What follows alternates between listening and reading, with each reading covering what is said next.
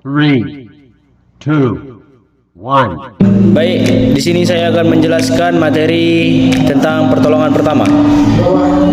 Teman-teman sekalian, sebelumnya pasti mengetahui kalau kecelakaan dan musibah dapat datang kapan saja dan di mana saja.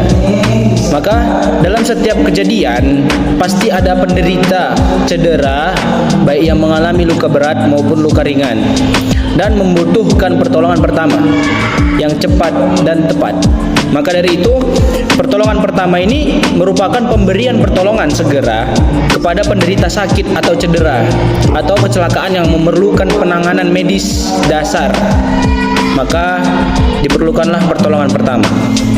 Kenapa pertolongan pertama itu penting?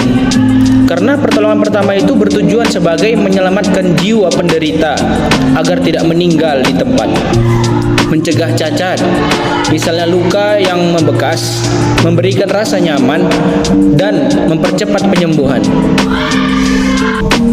Nah, pertolongan pertama ini kita berikan kepada orang yang sakit atau cedera atau kecelakaan sebelum orang tersebut dibawa ke tempat rujukan atau yang disebut puskesmas maupun rumah sakit terdekat. Maka dari itu, untuk melakukan ataupun melaksanakan pertolongan pertama ini terdapat tentang tindakan perawatan berdasarkan ilmu kedokteran yang dapat dimiliki oleh orang awam atau yang terlatih secara khusus. Batasannya adalah sesuai dengan sertifikat yang dimiliki oleh pelaku pertolongan pertama.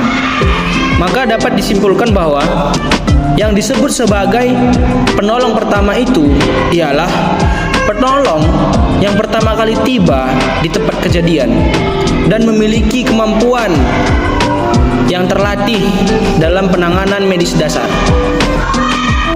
Maka dapat disimpulkan kembali bahwa tujuan dari pertolongan pertama yaitu yang pertama menyelamatkan jiwa penderita, yang kedua mencegah dari cacat, yang ketiga memberikan rasa nyaman dan menunjang proses penyembuhan. Kemudian terdapat dasar-dasar pertolongan pertama. Yang pertama itu persetujuan tindakan pertolongan. Persetujuan ini dianggap diberikan atau tersirat. Persetujuan yang umum diberikan dalam keadaan penderita sadar atau normal. Kemudian persetujuan yang dinyatakan adalah persetujuan yang dinyatakan secara lisan atau secara tertulis oleh penderita itu sendiri. Selanjutnya, seorang penolong pertama mempunyai kewajiban sebagai berikut. Yang pertama, menjaga keselamatan diri. Menjaga keselamatan diri, anggota tim, penderita, dan orang yang di sekitarnya. Yang kedua, menjangkau penderita. Yang ketiga, mengenali dan mengatasi masalah yang mengancam nyawa. Keempat, meminta bantuan atau rujukan. Kelima, memberikan pertolongan dengan cepat dan tepat sesuai keadaan penderita. Yang keenam, membantu penolong yang lain. Ketujuh, menjaga kerahasiaan medis penderita.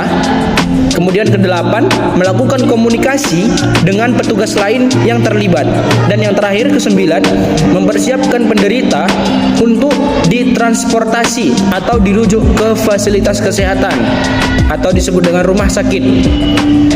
Kemudian kualifikasi untuk penolong pertama itu, yang pertama ada jujur dan bertanggung jawab. Kedua, profesional. Ketiga, mempunyai kematangan sosial ataupun emosi. Keempat, mampu bersosialisasi. Kelima, kemampuan nyata terukur sesuai sertifikasi. Keenam, mempunyai kondisi fisik baik. Dan yang terakhir ketujuh, mempunyai rasa bangga. Baik, sekian presentasi dari saya. Wassalamualaikum warahmatullahi wabarakatuh.